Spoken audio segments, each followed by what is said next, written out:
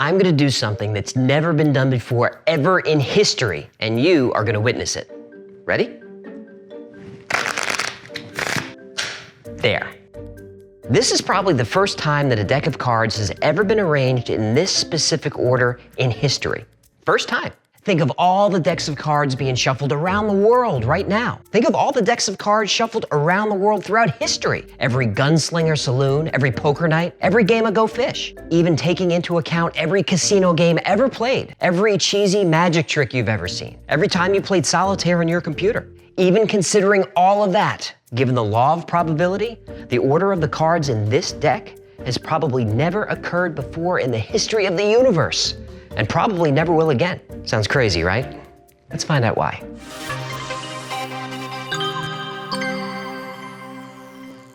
Welcome to the Y-Files, where smart folks like us get together to talk nerdy. And today we're talking about math facts that seem to defy logic. Your hair defies logic. What is that? What is what? You look like a one-man boy band who got old.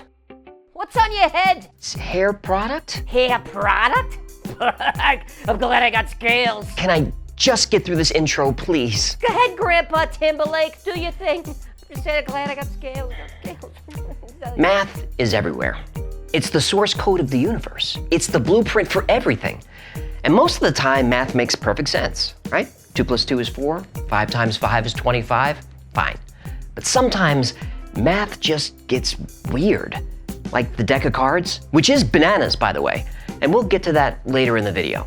First, we need to ease into it with a couple of crazy math facts. Okay, here's one. How many people do you need to get together before you find two that have the same birthday? Now here's a hint, not that many. In a random group of only 23 people, the chances of two of them sharing the same birthday is 50%. What? This is called the birthday paradox, or the birthday problem, because it's not literally a paradox, but it's definitely unintuitive when you first hear it, at least it was for me. So why does this seem so weird? Well, it turns out we're all a little self-centered, aren't we? A bunch of little snowflakes. So the first thing we want to do is compare our own birthday against the other 22 people in the room. That's not how you do it. That's only 22 chances to find a match. The chances are not that high. Instead, what we do is compare all 23 birthdays against each other. And that gives us 22 + 21 + 20 and so on, ultimately 253 comparisons. Given that there are usually 365 days in a year, 253 chances to find a birthday match, it's 50%. Now just throw 60 people in a room. Chances of finding birthday buddies? 99%. Now there's an actual formula for this, which I cannot explain, but I can link it in the description below. Here's another one that broke my brain at first. Let's say you have a rope wrapped around the Earth at the equator. The length of the rope is gonna be about 25,000 miles long, right? 45,000 kilometers. Let's say you want that rope to hover 1 foot off the ground, 30 centimeters. How much more rope do you need to add to that whole thing to make that happen? The answer? 6.28 feet, 1.91 meters. That's it? That's it. Okay. That's weird enough, right? But here's where the puzzle takes the express train to Crazy Town. Okay, the Earth is really big, so let's try the puzzle with something really small, like a tennis ball. How long's your rope to get around the tennis ball? 8 inches, 20 centimeters. So now do the same thing. We want that rope to hover 1 foot above the tennis ball. How much more rope do we need to add? Same answer, 6.28 feet. You're sure? I'm sure. So what's going on here? Why does this seem so wrong? Well, it's just the way we picture things in our minds. When we talk about huge objects like the planet, our minds shift into kind of a large number mode. We expect the answer to the puzzle to be large. Then when we take the same puzzle, apply it to a small object, our brains shift into a small number mode and we want the answer to the puzzle to be small. But the catch to this math weirdness is actually kind of obvious. It doesn't matter what size circle we start with. The formula for circumference is 2 times pi times the radius. Whether our circle of rope is around an atom or the Earth or the entire universe itself, it doesn't matter. When you increase the radius by 1 foot, the answer is always gonna be the same. It's 1 foot times 2, that's 2 feet, times pi, it's 3.14. So we've got 2 feet times 3.14 is 6.28 feet. Every time! When I first saw this, it blew my mind. Okay, let's take a break from calculations. I wanna show you some really cool math patterns. When I was 7 or 8 years old, my grandma told me to write down this sentence. Now, I don't know why I'm writing, but she was a batty lady, and when she said do something, you did it because something cool was about to happen. And it totally did. I write down the phrase, and she says it's spelled the same way backwards. This was the phrase. A man, a plan, a canal, Panama. It's a palindrome.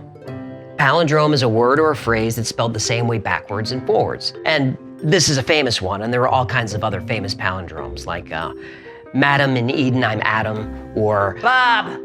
Bob is a palindrome, but we're going for something a little more impressive. Boob! Please, Poop! don't. I couldn't help myself. All right. Go on with the thing, the Thunderdome. Palindrome. Whatever. Numbers can be palindromes too. The numbers 44, 525, 1001. Same backwards and forwards, you get the idea. But here's a cool trick. Take the number 1, square it. The answer is a palindrome. Now it's a single digit, so it's not that impressive, but I'm going to impress you, I promise. Now take 2 number 1s. 11, to the common folk. 1 times 1 equals 121. 121, palindrome. But it gets crazier. Take 3 number 1s. 111. 111 times 111 equals 12,321, which is 12321, which is a palindrome. But here is how to blow your friends' minds. Check it out. Pick any number from 1 to 9. Write down that many ones. So in our case, let's say 7 of them. 1,111,111. Square that. Watch how fast I get this answer. 1,234,567,654,321. That's a palindrome. The front half of our answer will start at 1 and count up to the number of digits we started with, in our case 7, and then the back half of the answer will count down from 7, ending at 1.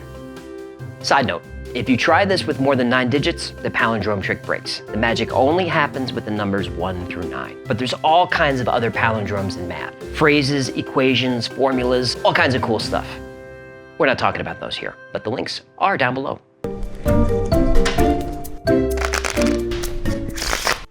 Look at that. We made history again. Here's a hint. It has to do with factorials. It's coming up. 9s are mysterious. They got a whole thing going on. Here's what I want you to do. Take a 9, multiply it by a number. Any number you want. Reduce that answer down to a single digit. That digit will always be 9 every time, no matter what happens. It's always 9. Let me show you how this works. 9 times 5 is 45. 4 plus 5 equals 9. Easy, right? Now, 9 times 101. That's 909. 9 plus 0 plus 9 equals 18. Remember, we need a single digit, so we keep going. 1 plus 8 equals, getting the hang of it? All right, let's go bonkers now. Let's go crazy.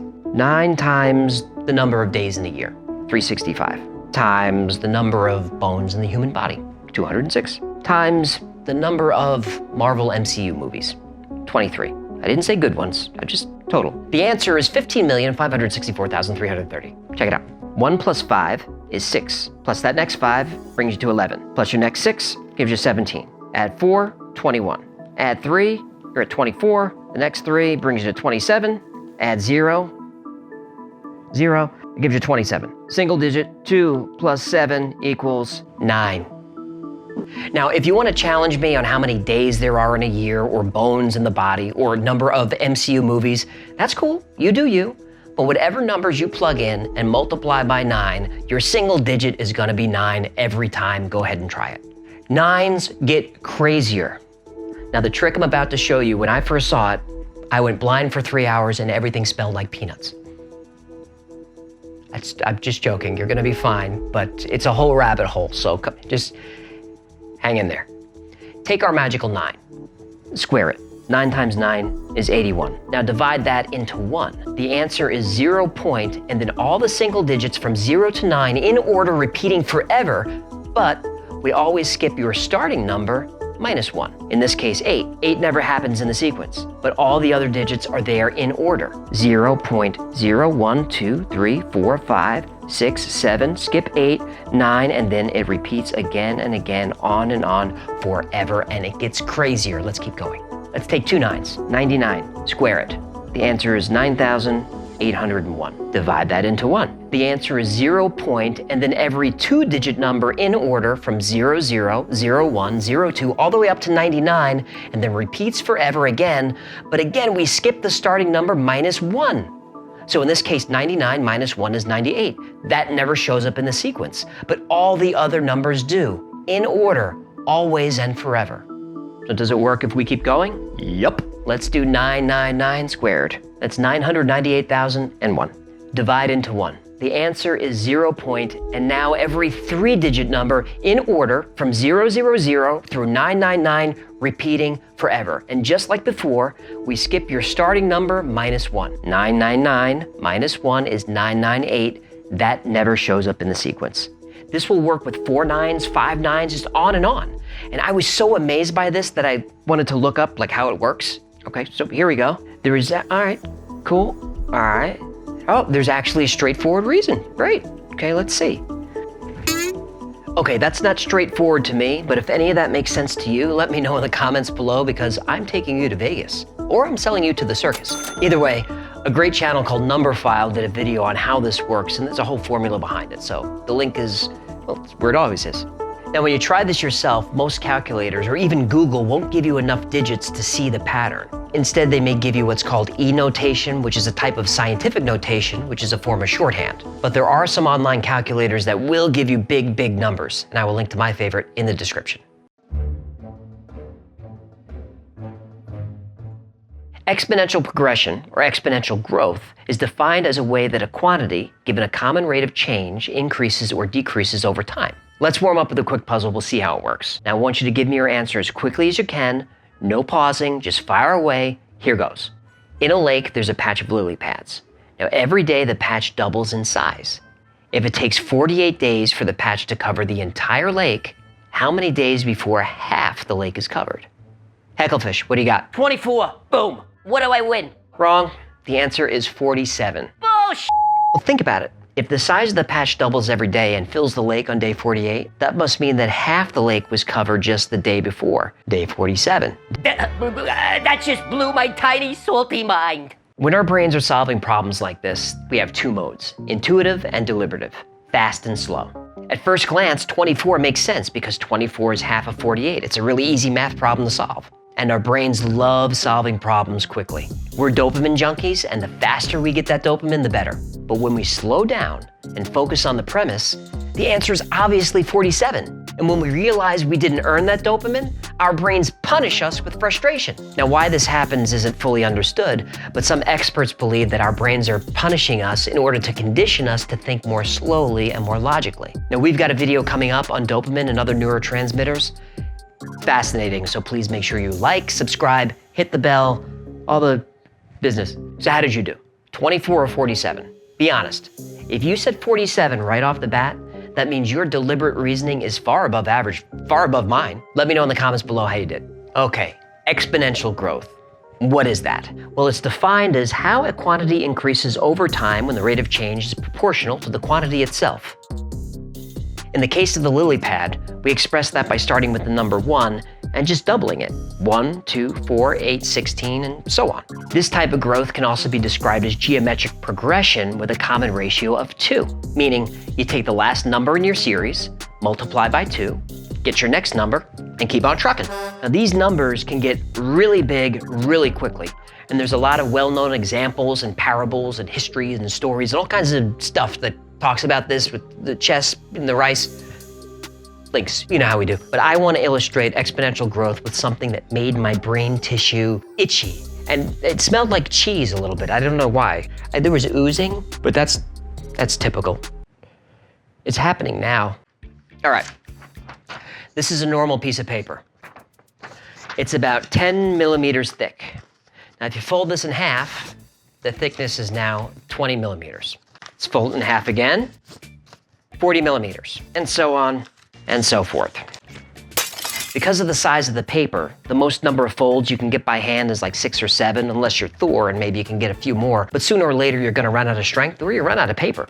But what if we had a theoretical piece of paper that was infinitely long and infinitely wide, but still only 10 millimeters thick? How many times would you have to fold it before it was 1 kilometer high?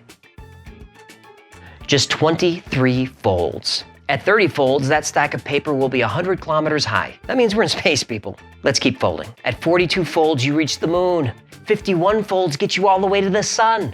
How many times would you have to fold a single sheet of paper that would create a stack so high that you could reach the end of the observable universe, which is 93 billion light years away? How many folds? You'd only have to fold the paper 103 times. Exponential growth can create some really big numbers.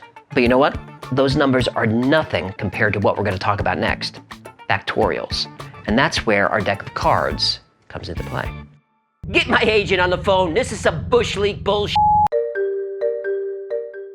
There are a bunch of different formulas and explanations describing all of these concepts. I will link them below. But in the paper folding example, we were doubling our numbers, or multiplying by a common ratio of 2. Multiplying by 2 is doubling, right? Right. But what happens to the numbers in a sequence when instead of multiplying by 2, we multiply by the next number in the sequence? That's a factorial. In written math, a factorial is represented as the number followed by an exclamation point. And that's for a good reason. Factorials are crazy. Here's how they work. Let's say you want a factorial of 5. You take 5, multiply by 4, multiply by 3, by 2, by 1. Hecklefish, what'd you get? A headache. The answer is 120. Check it out. 5 times 4 times 3 times 2 times 1. 120. So a factorial of 6 is going to be 120 times 6. Or in other words, 6 times 5 times 4 times 3 times 2 times 1. Do you see where we're going with this? The numbers scale really fast. A small number factorial can be a huge answer. For example, 10 factorial seconds is 6 weeks. That's 3,628,800 seconds. And what's even weirder is it's not 5 weeks and change or 6 weeks and a bit. 10 factorial seconds is 6 weeks on the nose. How did they do that? So what do factorials have to do with a deck of cards? Well, factorials are commonly used in calculating probabilities. Let me show you. I took 5 cards out of the deck. Jack of hearts, 3 of diamonds, 7 of hearts, ace of spades, 10 of clubs. Now we shuffle. Hecklefish, what are the odds that the ace of spades is the top card on this deck? I'm gonna carry the 1. Come on, buddy, you can do it. 5 cards, right? 5 cards. 1 out of 5? That's right, 1 out of 5. Nice job. Hecklefish is back, baby. But how many different ways or permutations can these 5 cards be rearranged? No. The answer is 120 different ways. And I'm out. A probability is the chance of a certain outcome in a specific set. So in our case, it's 1 card out of 5. But a permutation is how many different ways the order of these cards can be arranged and rearranged. Even though we only have 5 cards, they could be arranged in 120 different ways. And if we add just 2 more cards, now we've got 5,000 different permutations. Whoa. Did you just say 5,000? Yep, 7 factorial is 5,040. All right. Here's what I need you to do. What? I need you to empty out my bowl and refill it all the way up with vodka, right to the rim. Because Daddy needs a break. You know, fishbowl martini would make a pretty good video. Darn tootin' it would. Okay, so 7 cards is over 5,000 permutations. 8 cards is over 40,000 permutations. And a deck of 52 cards, that's 52 factorial permutations, which is 8 times 10 to the 67th power, which is all this. That means there are more ways to shuffle an ordinary deck of 52 cards than there are atoms on the Earth. Putting it another way, if you shuffled an ordinary deck of cards once every second, which I can't do, but if you did, in order to shuffle your way into every possible combination of cards, you would be shuffling for over novemdecillion years. Don't know what a novemdecillion is? I didn't either, I had to look it up. Turns out it's a trillion times a trillion times a trillion times a trillion times a trillion times a trillion years. That hurts a little, doesn't it? Well, that brings us to our final topic. Big numbers. There's a number so large that if you tried to imagine it, your consciousness would collapse in on itself, forming a mental black hole. Oh, great. What could possibly go wrong?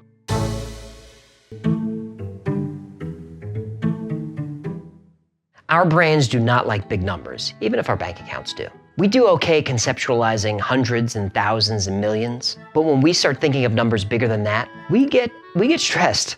Yeah, at some point, numbers stop meaning anything. They just become these theoretical, imaginary stuffs. In 1940, mathematician Edward Kasner wrote a book called Mathematics and the Imagination. Now, in that book, he coined a term for 1 followed by 100 zeros, or 10 to the power of 100. He called it a googol, which is just a word that his nephew made up. Kasner, being the show-off that he is, then proposed an even bigger number called a googolplex, which is 10 to the power of googol, or 1 followed by a googol zeros. Well, Kasner himself called this number unfathomable. Did I say it right? A googolplex is a number so large that if you wrote it out in an actual notebook, your notebook would weigh more than the entire Earth. All the Earth. Fun fact, the original Google search engine was based on sites backlinking to each other, so they called the algorithm backrub. That name was clearly awful, so they decided to change it to Google because they wanted to index an unfathomable, a shitload of web pages. You know, the only reason Google is spelled the way it is because Larry Page misspelled it when he registered the domain name. So the name of one of the biggest companies in history is actually a typo. They seem to be doing okay with it. Numbers get even bigger than a googolplex, much bigger. In 1971, mathematician Ronald Graham established a number as the solution to a mathematical riddle.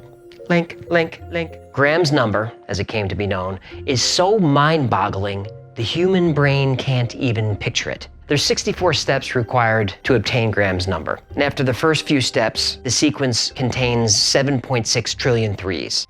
I don't know what happens after those few steps, but it sounds awful. According to the website Physics Astronomy, if you even try to imagine Graham's number, your head would break down into a mental black hole because it cannot store the information required to envisage it. I think that means see. And if you think that sounds like an exaggeration, so did I. But John Baez, who's a mathematical physicist at UCLA, he said, the mental hole description is a ridiculous underestimation of how big Graham's number really is. Now, I'd love to show you Graham's number. I really would. But there actually isn't enough space in the entire universe to write down all the digits, so I'll just stick to making history by shuffling my playing cards. And remember, every time you shuffle your own deck of playing cards, you probably just made history too. And now, you know why. Thank you so much for hanging out with us today. My name is AJ, that's Hecklefish. This has been the Y-Files. What other crazy math facts are out there? Let me know in the comments section. And if you enjoyed this video, hit the like button. It really helps us out. If you haven't subscribed, please consider subscribing. If we didn't earn your subscription today, I promise we'll keep making nerdy, fun content until we do earn it. Until next time, be safe, be kind, and know that you are appreciated. Is anybody seeing this? Hello?